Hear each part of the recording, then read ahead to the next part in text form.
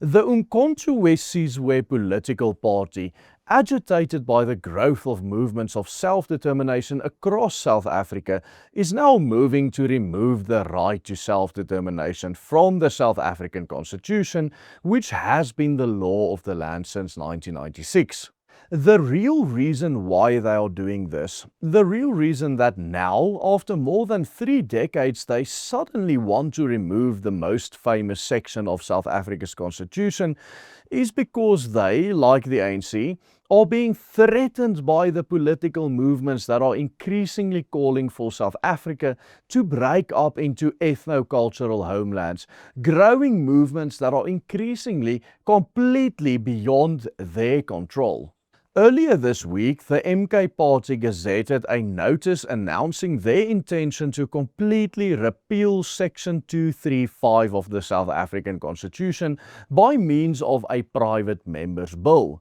The party argues that the Bill of Rights already safeguards the liberty to use one's language of choice, to engage in preferred cultural activities, and to practice one's religion of choice, whereas, according to the notice, the Constitution Section 235 provides a theoretical basis for the self-determination of communities, thereby creating the false impression that the Constitution allows cultural enclaves or self-autonomous entities, and allows these enclaves, such as Orania, or entities to operate in a manner inconsistent with the Bill of Rights. The party argues that any form of self-determination practiced by a cultural community must, per the Constitution, be subject to public scrutiny and parliamentary input as part of a legislative process. But why would this particular notice be tabled today? And what exactly is it that the MK Party has a problem with a section of the Constitution, which has now been in place in South Africa for a full 3 decades? Stay tuned, because in today's video, we will tell you the story of how this move signals a complete and utter overhaul of the established political order in South Africa, or the fragile democracy we now have here in South Africa. You see, Section 235 of South Africa's 1996 Constitution, which guarantees the right of a people to self-determination, is arguably the most well-known and most discussed article in the entire document. It echoes Article 1 of the United Nations Charter, Article 1 of the United Covenant on Civil and Political Rights, and the International Covenant on Economic, Social and Cultural Rights, and the African Charter on Human and People's Rights, which all affirm this one thing: the right of every people, every ethnic people, every cultural people to freely determine their political status. These instruments impose a positive legal obligation on states, such as South Africa, to enable meaningful self-determination. Where internal self-determination is persistently denied, international law actually anticipates external self-determination, meaning a country breaking up into different smaller countries. This particular section of the Constitution was specifically included in 1996 as a result of the Afrikaner Accord of 1994. It is important to keep in mind that the 1993 interim constitution, under which the ANC came to power in 1994, actually made no provisions for self-determinations of any peoples.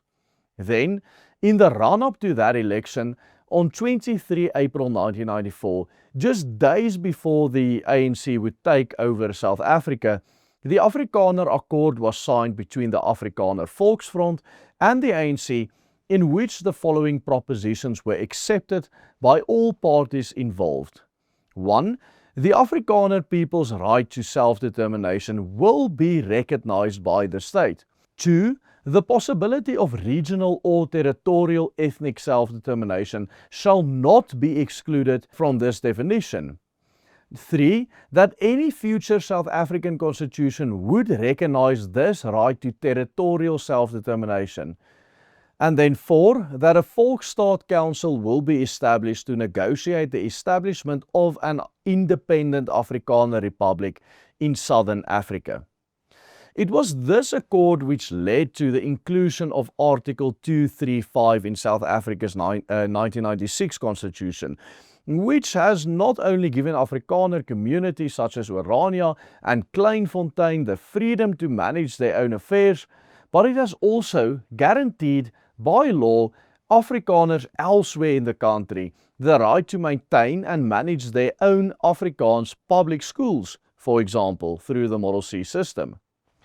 While you can imagine that this article has always made mainstream factions in the ANC, as well as their offshoots in the MK or the EFF and other smaller ones uncomfortable, why is it exactly that now, today, even after this section has been constitutionally enshrined for over 3 decades, and a place like Orania has existed as an Afrikaner enclave for almost 4 decades, does the MK now want to remove it? Why is it that now more and more politicians from the MK party as well as the EFF and the ANC are calling communities seeking self-determination a threat to South Africa's democracy?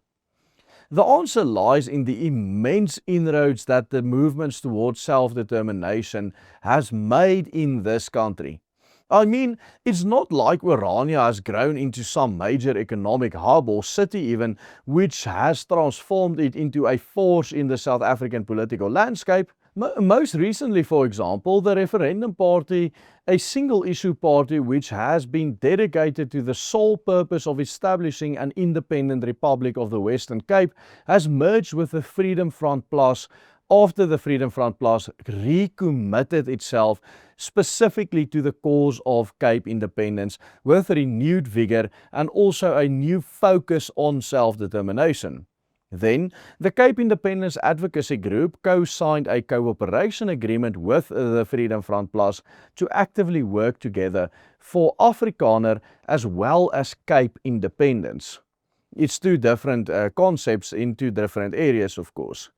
In the official press statement accompanying this agreement, the Cape Independence Advocacy Group specifically highlighted that Section 235 of South Africa's Constitution allows for all and any form of territorial self-determination, which would include such forms that would lead to external self-determination, or in other words, the complete breakup of the country of South Africa. These are the kind of developments that have the MK and the ANC and the EFF and all the other different smaller ANCs very worried. These are the kind of developments that are really starting to threaten their ability to continue governing and milking the productive taxpayers to pay for their seats on the gravy train and for them to just continue eating out of the trough. The reality is that secessionist and nationalist movements in this country are now, for the very first time ever, threatening the continued existence of the imperialist unitary state that is now called South Africa. The political animal that has enabled cadre corruption for decades on end. And as Zuma, Ramaphosa, Malema and their followers increasingly realize that their time is running out fast once real self-determination starts to gain traction, they increasingly resort to more and more tyrannical measures. But the hard reality is that the right to self-determination does not originate in the South African Constitution. It is simply reflected there. Its origin lies in the very ordinances of creation that the creator of the universe endowed reality with. And this ordinance is enshrined in the international law as well, which is jus cogens, that is legally, universally binding upon all states. The Parliament of South Africa simply doesn't have the ability or the authority to deny this right to any ethnic group in Southern Africa based on the borders that, quite frankly, British colonial powers imposed on Africa more than a century ago. Once enough people actually support self-determination out of Any ethnic group, whether that be Afrikaners or Zulus or whichever one, once enough people actively start to fight for self-determination, the ANC and their corrupt regime in this country of South Africa will simply not have any foot or leg to stand on to go on governing this country. The irony is this: by means of this motion in Parliament, the MK might actually end up forcing the government's hand to do what freedom-loving South Africans and Afrikaners have sought to do for decades. Establish the necessary legislation through which self-determination, internal and external, can be sought and practiced within legal frameworks provided by South Africa's Constitution. In a recent video, for example, we highlighted how even prominent African Union envoys from other African countries are now calling for South Africa to break up into ethnic cultural homelands. Check out that full report by clicking on this link appearing on your screen right now. And please do consider supporting our work by becoming a paying member of the Willem Petzer Group.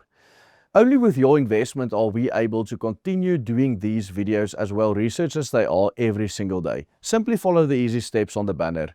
Goodbye and God bless.